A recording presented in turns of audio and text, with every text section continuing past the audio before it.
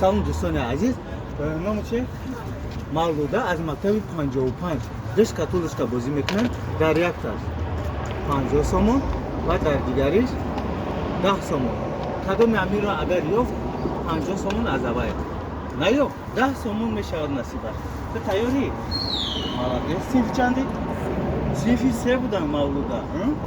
انا کوز ما الگراش میکنم. کدوم شد؟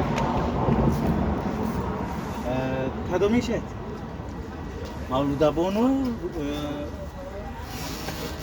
کویکو اینم بولشو 10 سومون بریدوی که دیگه هم 10 سومون از اون تو ولی قدر مهنت کردن اومدن ما اکی اینا با خیلی کم نه بود خیلی 10 سومون دیگه میتی بشوا نشی 50 سومون از اون تو و شما موفقیت و سربلندی تاجیکستان آفرین سلامت باشید.